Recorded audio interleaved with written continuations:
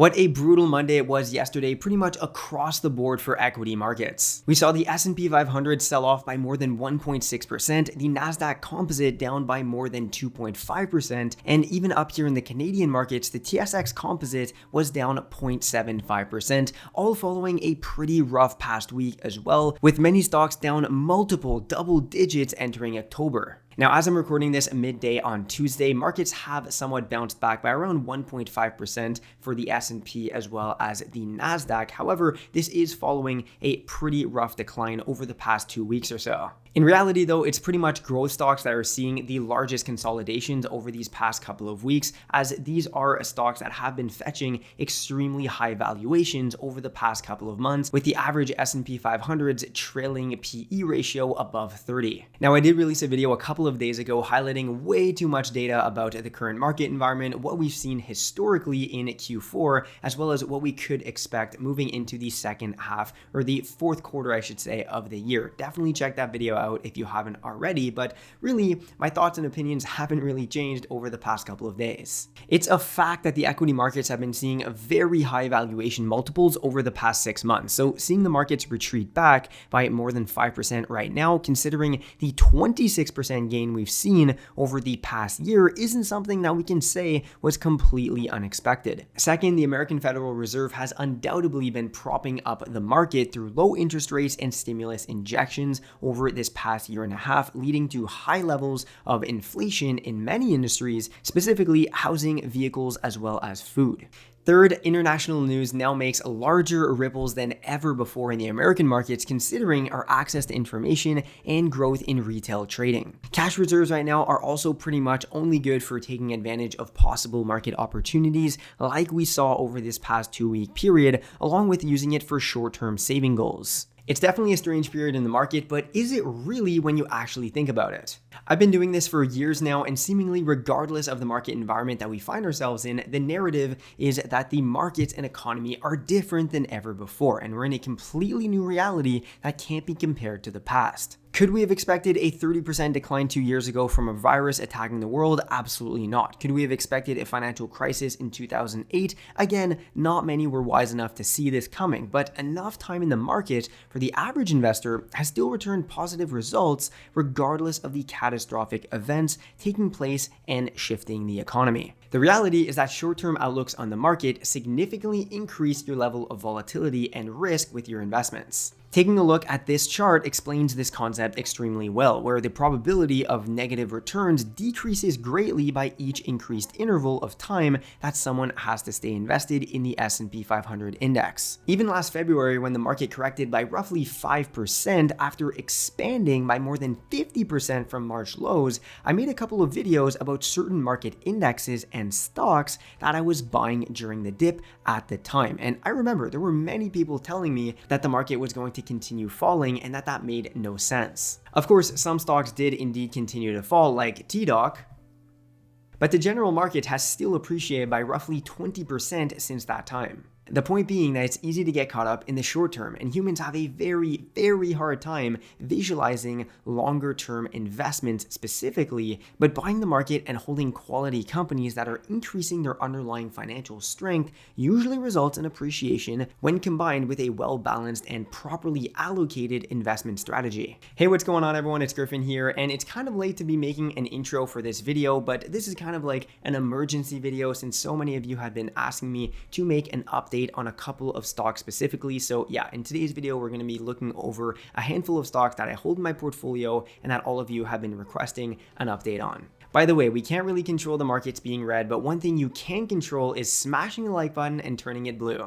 Alright, so jumping into the first stock being Lightspeed, ticker symbol LSPD. Since this is by far the stock I've had the most requests for, it's been hit hard over the past 2-week period, down roughly 30% at the time that I was writing this, and another 10% on Monday, which is absolutely major, and a lot of people have asked me if I am still holding. So the short answer here is yes, I am still holding the majority of my position of Lightspeed, but I did make a video a couple of weeks back right around the market highs for Lightspeed, where I mentioned that I had offloaded a certain portion of my Lightspeed position as I felt that the market was getting inflated for this stock specifically. There was a lot of euphoria and hype around this. So I'm pretty sure I had offloaded around 20% of my position at around $150 per share. But really, there were few that were actually listening to this because, I understand when a stock is going up, the euphoria and excitement, you think the train's just never going to end. I've mentioned this many times on the channel that although I usually take a position in a given company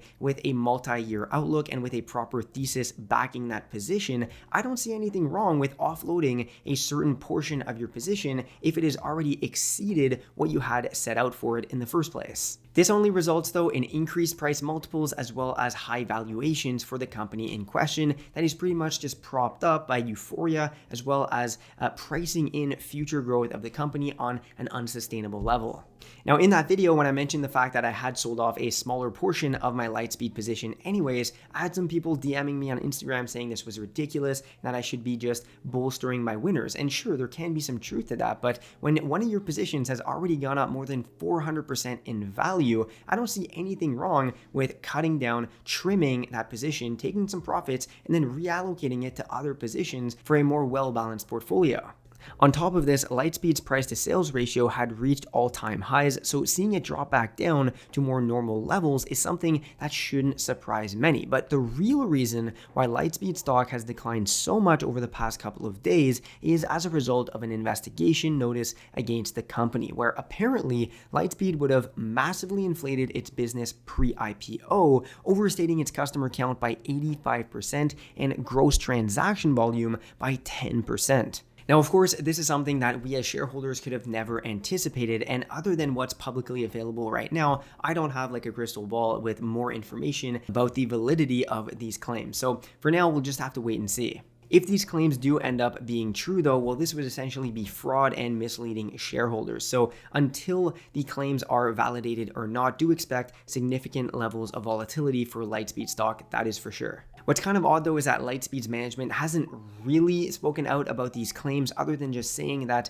their growth over the past year has been around 200% or more and that the claims are indeed false. But really, there's not much we can do other than speculate at this point. On one hand, if this does end up being true, well, we could see the stock price drop down to levels around $30 per share, so that would not be out of the question. However, on the flip side, this could represent a nice opportunity for buying into the position. However, I would only recommend doing this, or I'm not even recommending it to be honest, if you are looking to hold the stock for a multi-year outlook. Because again, until these claims are validated or not, we can see a lot of volatility for Lightspeed stock while this unfolds. If you can, on your current position, I would put a stop loss order at somewhere where you feel comfortable to lock in potential gains if the stock does start dropping in value. And as of right now, I'm not buying more of Lightspeed stock.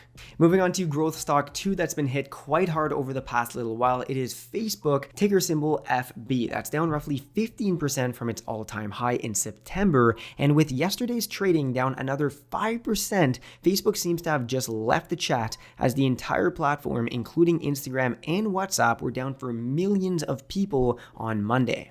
Now, Facebook and their stock have been under a lot of pressure over the past couple of months from both a political and legal standpoint, with the Wall Street Journal seemingly trying to take down the company. So most of all these short-term price movements for Facebook have been as a result of qualitative news affecting investor outlook on the stock, not actually negative financial figures. In fact, we've recently looked over Facebook's financial growth figures in a recent video, and I continue to stand by my position in this company as I really just think it's going to continue thriving over the next 5 to 10 years as e-commerce continues rooting deeper in the American retail space, with digital marketing being one of the main fueling factors behind the advertising for these companies. I have held on to my shares of Facebook and would love to see the stock drop down further to even the $310 range. That would be a great opportunity to buy another large chunk. Moving into growth stock number 3 now. This is a stock that I've held for a little while now, and it's been absolutely phenomenal for my portfolio. It is GoEasy, ticker symbol GSY on the TSX.